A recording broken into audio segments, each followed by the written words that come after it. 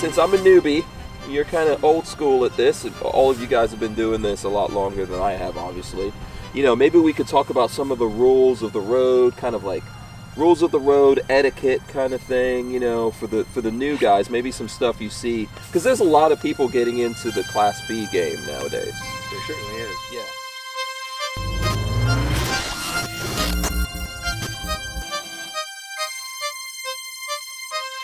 Let me start with you. Mike, you're on camera. All right, so also a member of the Beyond and CrossFit Owners Group is Camping Coastie.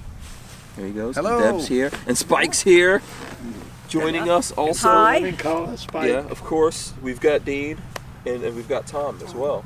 So I thought this would be a good opportunity here. First of all, you know what? You're an awesome dude, man. Great to meet appreciate you. it. Thank you. I'm good to meet you yeah, too. Yeah. Before I bought this, I looked at a lot of your videos, sir. Thank you.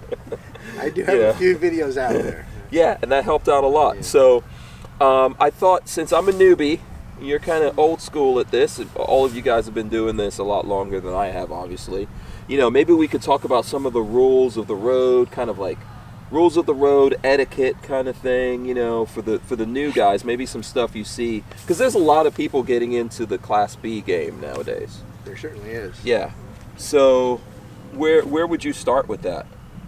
Well, the Class B to us enables us to travel in a way that it's just real freedom. Mm-hmm. We're not set to any regulations or rules of what we're going to do, you know, where we're going to be. We basically start each day and say, where do you want to go today? Mm-hmm. And that's where we go. Mm-hmm. So we typically spend a lot of nights in Cracker Barrels, Walmarts, rest stops. We hardly ever pay for camping. Okay. So to us, one of the big things is, like, if you do go to a Walmart or a Cracker Barrel, don't be obnoxious, one, to the property owner, Mm-hmm. and two, to other people who might be there spending the night also. Mm-hmm. In other words, we usually call up the Walmart or the Cracker Barrel and first ask if it's okay to spend the night. Mm-hmm. And they'll usually say, yes, but please park out by the lawn and garden section, or park out near the road. Okay. So we always abide to those rules, because we are a guest of those properties. Absolutely, yeah. So and it is private property. It's private property. Yeah, if something happens, they can call the cops and Right. and have you trespassed, Yeah. which is not really fun. So if they do say to park out by the road, Mhm. park out there by the road. Mhm. And if you have we don't have to worry about all the slides and all that, because we just have the van. Mhm. But we like to park in the smallest space needed. Okay. You know, we're not going to park and take up 4 parking spots, lengthwise, or so we try to park that way. Okay.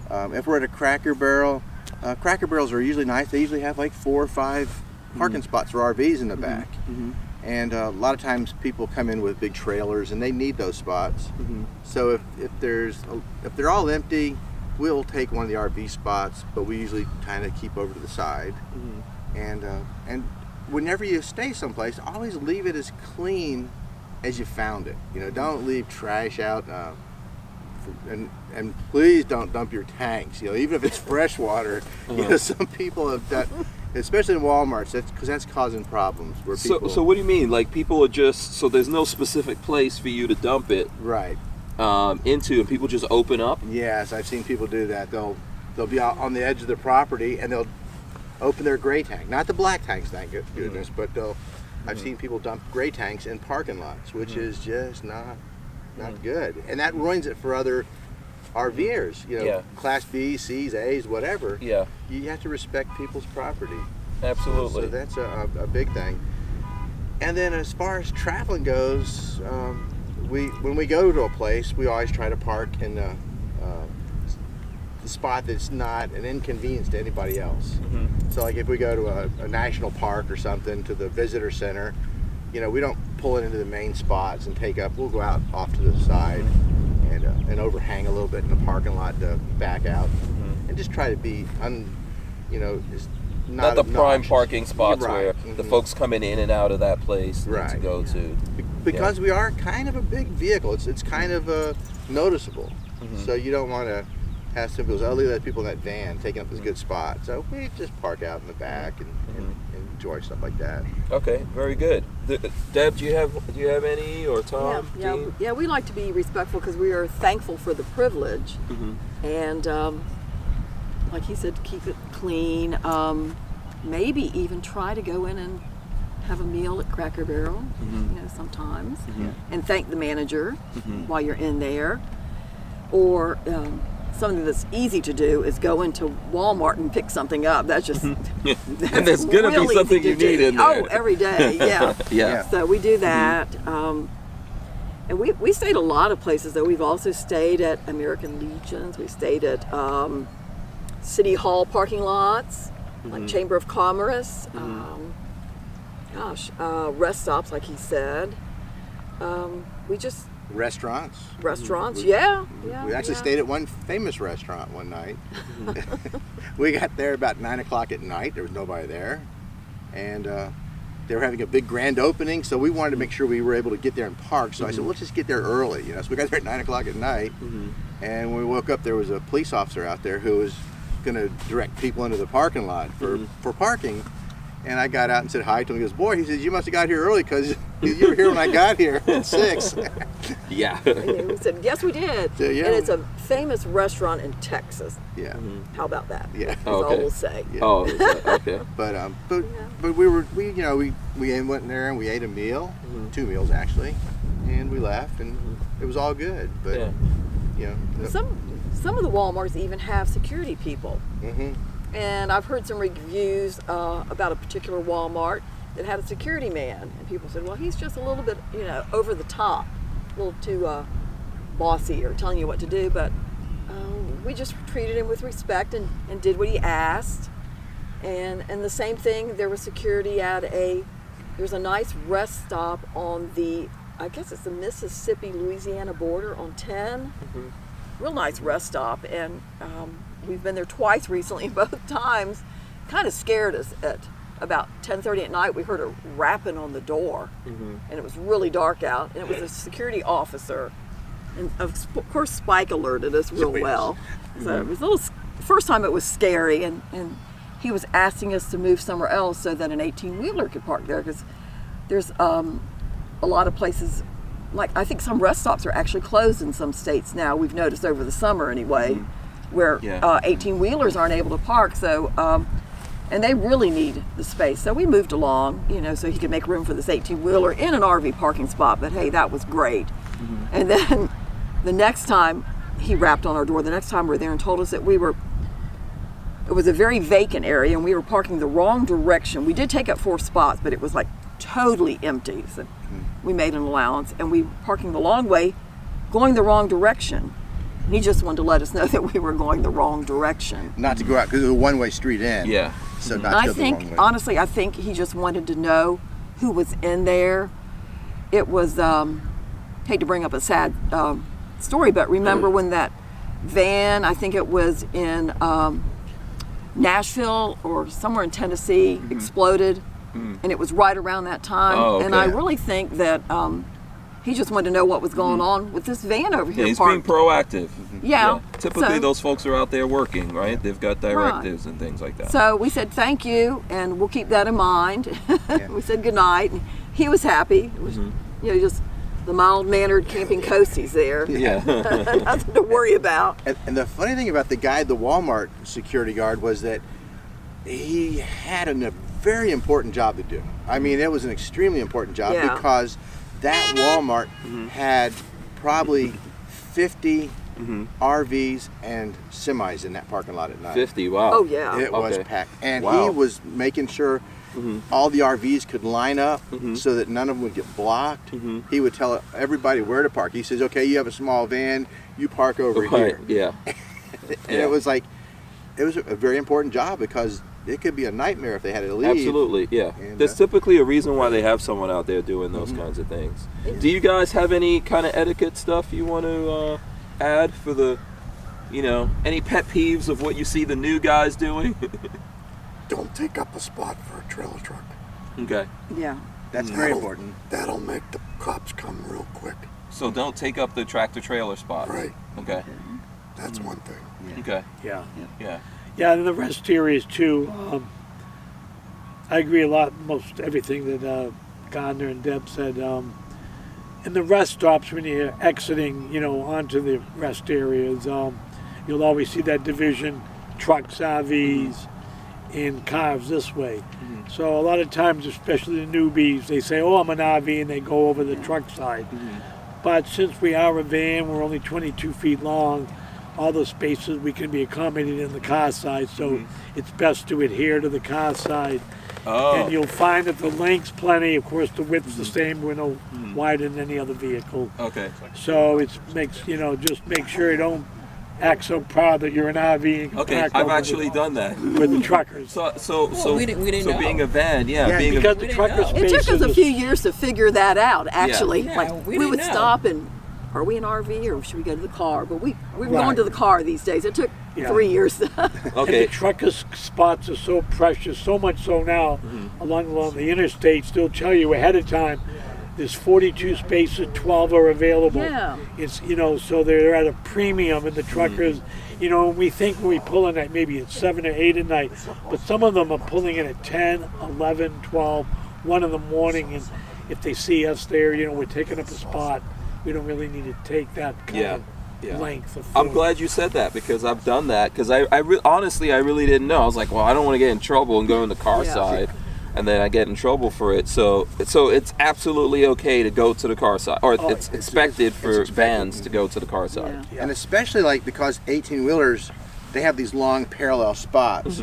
So if there's a tractor trailer here and there's a tractor trailer here, and you're up in the front, well, this 18-wheeler, he's coming in, he sees this opening here. Yeah, he's gonna start He going starts in. swinging in, and all of a sudden he's like, oh, there's somebody there. So now he's got to back up, and he might have chose that spot because it was a little bit further down. He might have passed up a spot, and now he's got nowhere to park, and they have to park on the ramp or something. Yeah. Because yeah. truckers Okay. have to, by law, stop and park after so many hours of driving. They're required to. They Yeah. just can't say, I'll go to the next place. Yeah. Because Yeah. And the other thing too is about the rest areas. Most of them are 45-degree parking.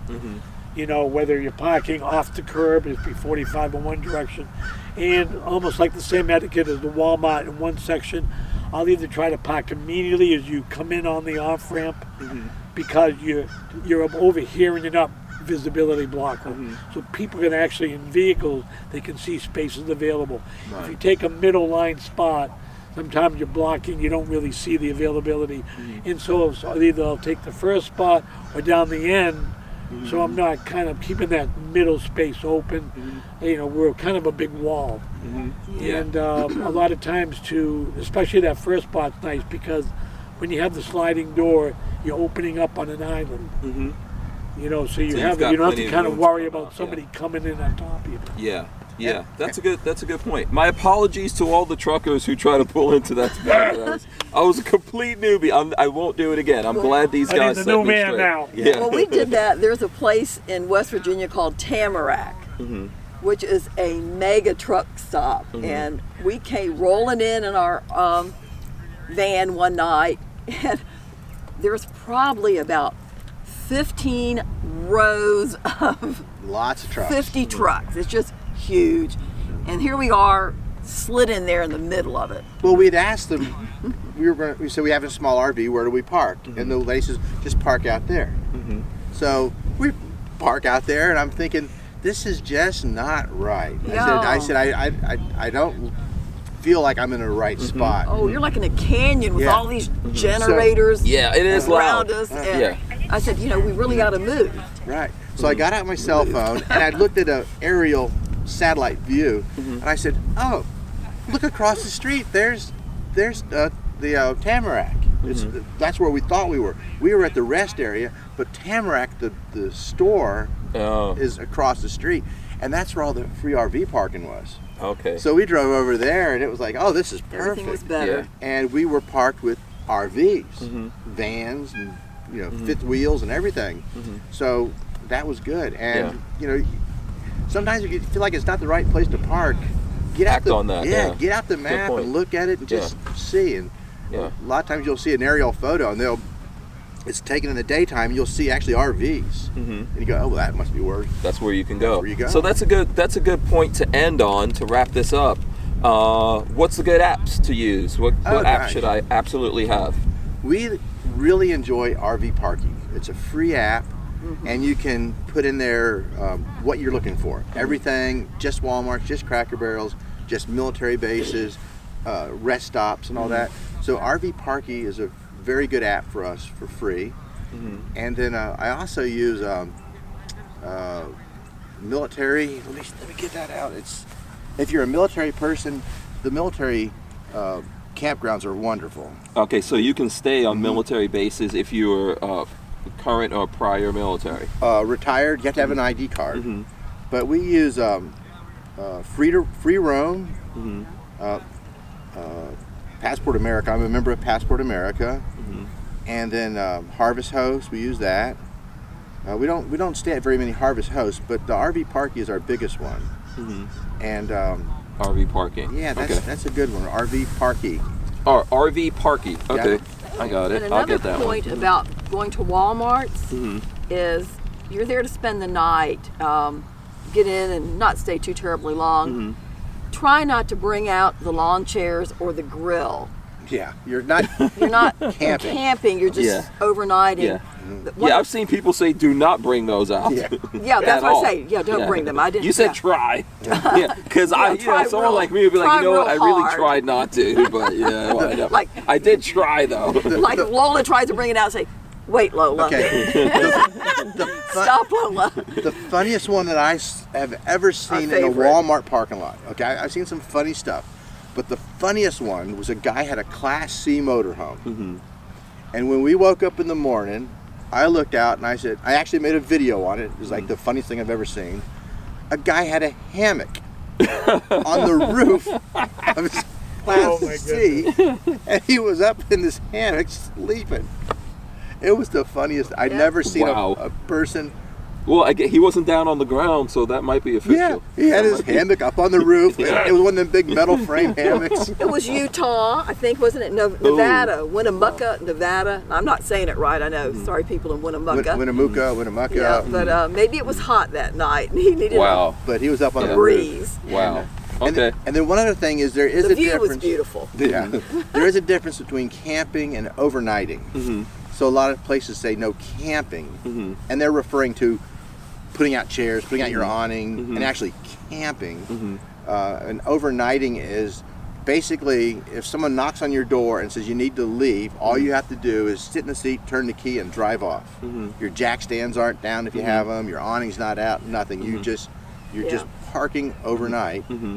Yeah, you're maybe And just that's the getting some difference. rest and then you're getting back on the road. And a lot of rest areas allow that. Okay. But you need to check before Okay. you stay. And Okay. RV Park, you'll have that. All right, very cool. Dean, you've got some Yeah, apps? I have a really great app, and I call this my en route app. Okay. It's called USA Rest Stops. So you're en route, maybe it's more about time, and you're going to be on the interstates or the state roads. So you can bring up any of the interstates, and it'll tell you the mile marker. So I say, it's getting close to dark. I want to be off the road. I can stop at mile marker 299, 21 miles. It also gives me the features. There's restrooms, there's dining there. A lot of times they'll tell you how many parking spaces are available there as well.